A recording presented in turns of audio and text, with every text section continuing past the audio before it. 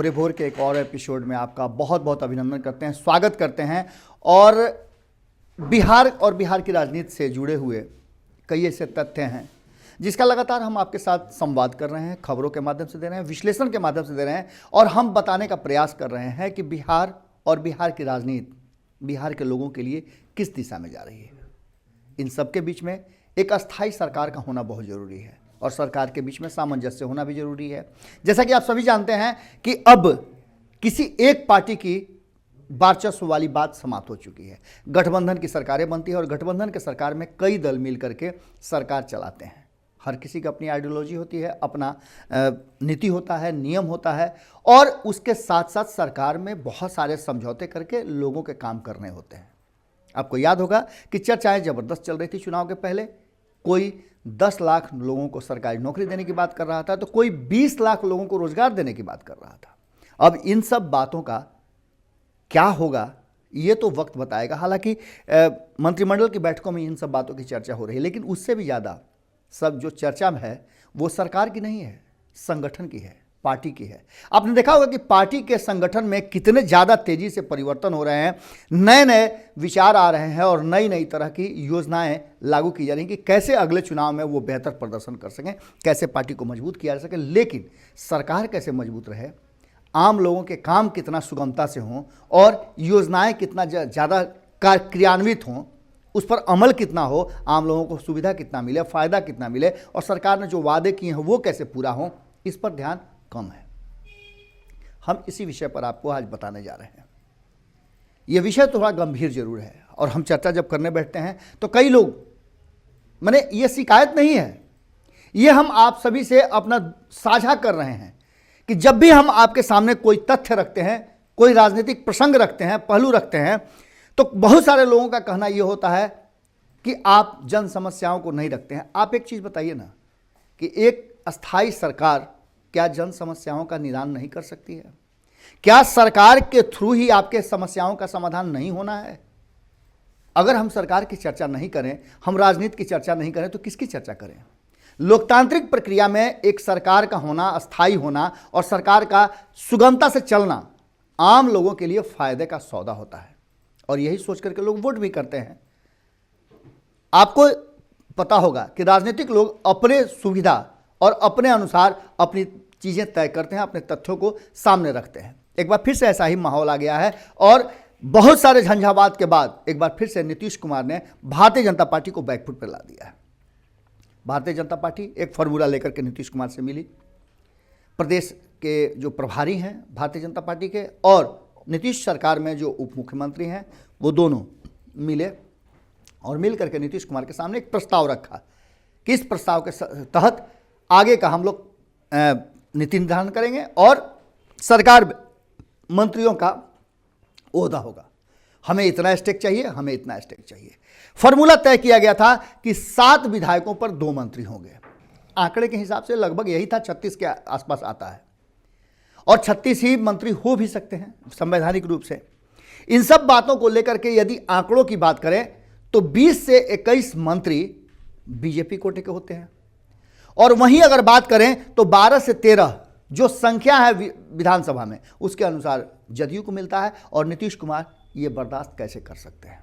नीतीश कुमार ने इससे पहले भी भारतीय जनता पार्टी को जब उनकी संख्या ज़्यादा रही है तो अनुसार जिस अनुसार चाहिए था उस अनुसार उन्होंने उनको हिस्सेदारी दी है। इसके साथ साथ 2 दल और हैं जिनको एक एक सीटें दे दी जा चुकी हैं। इस फॉर्मूले पर नीतीश कुमार ने नकारात्मक उत्तर देते हुए बात को टाल दिया और यही वो कारण था जिसको लेकर के मंत्रिमंडल के विस्तार की जो योजनाएं बनी थी उसे निरस्त किया गया और आगे के लिए बढ़ा दिया गया। अब बेचैनी निश्चित रूप से भारतीय जनता पार्टी की बढ़नी थी। भारतीय जनता पार्टी में मंथन का दौर चला और खास करके जो भूपेंद्र यादव के साथ बातचीत हो रही थी, हमने आपको पहले ही बताया था कि चुनाव के बाद भूपेंद्र यादव ने दूरी बना लिया था नीतीश कुमार से। आपको पता होगा कि ये दूरी क्यों बनी थी। हमने आपको पहले बताया था कि चुनाव से पहले भूपेंद्र यादव चूंकि प्रभारी थे और नीतीश कुमार से कई तरह के सीट शेयरिंग के समझौता से लेकर के कई मुद्दों पे बातचीत कर रहे थे, लेकिन नीतीश कुमार उनकी बातों को नहीं माने। अंततः राजनाथ सिंह को आना पड़ा और इसमें हस्तक्षेप करना पड़ा कहीं ना कहीं अमित शाह को, तब जाकर के बातें बनी और इसे दिल पर ले लिया था भूपेंद्र यादव ने।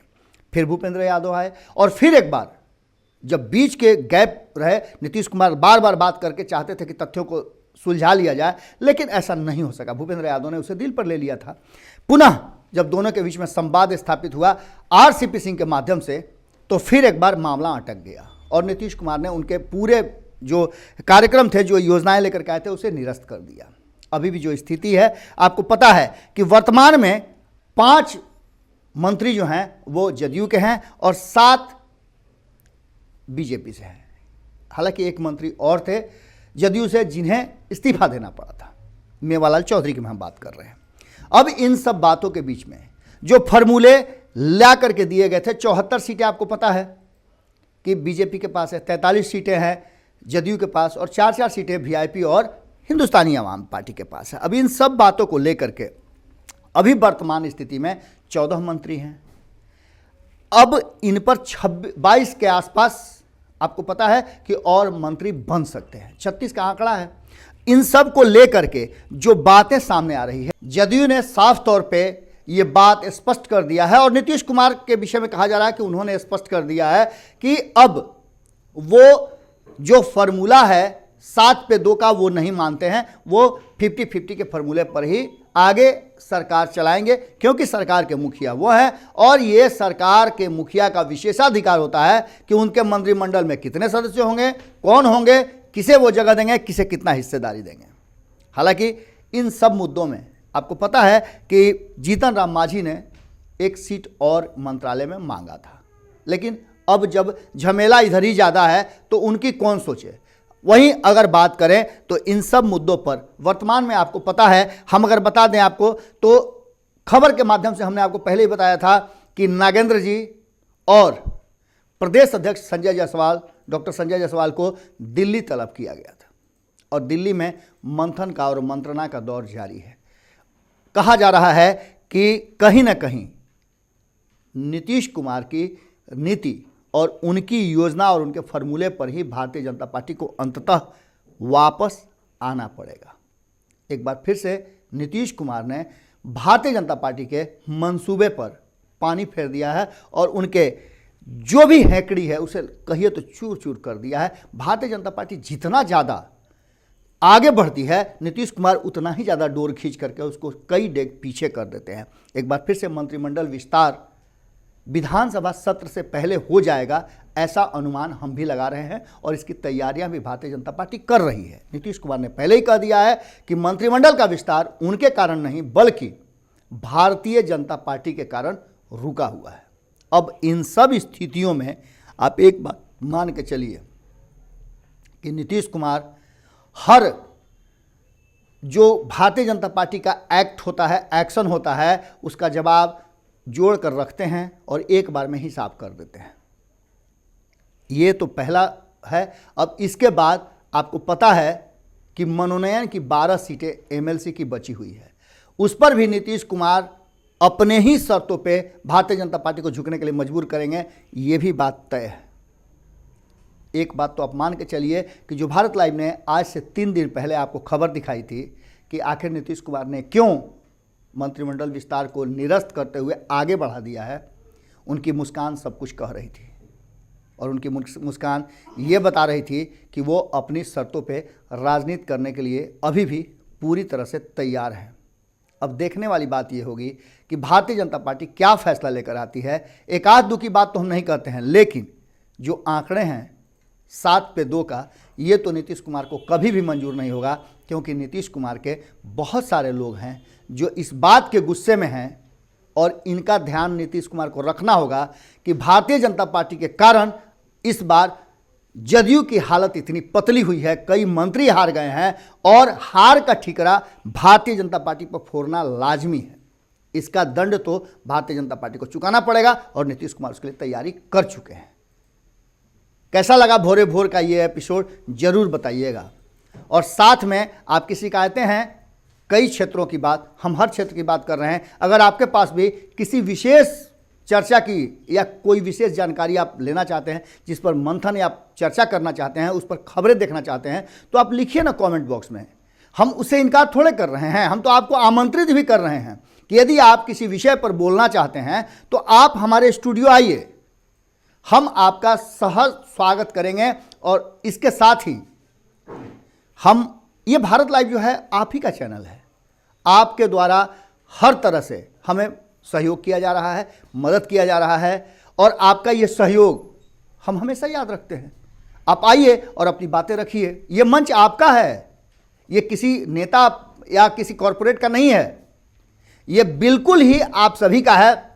आप 5 लाख जो हमारे YouTube सब्सक्राइबर हैं उनका है, 10 लाख के आसपास जो लोग फेसबुक और अन्य माध्यमों पे हमें देख रहे हैं, हमारे साथ जुड़े हैं, उनका है। ये 15 लाख के आसपास का परिवार आपका है। आइए हम सहज आपके साथ बातें साझा करेंगे, शेयर करेंगे। आप हमारा सहयोग भी कर सकते हैं। यदि आपने हमारे चैनल को सब्सक्राइब नहीं किया तो ज़रूर कर लीजिए, क्योंकि अच्छी और सच्ची बातें और कहाँ मिलेंगी।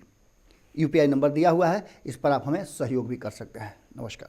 अगर ये वीडियो पसंद आई और वह बिहार के राजनीति और बिहारियत से सरोकार रखेनी तो सब्सक्राइब बटन दबा के चैनल के सब्सक्राइब कर ली।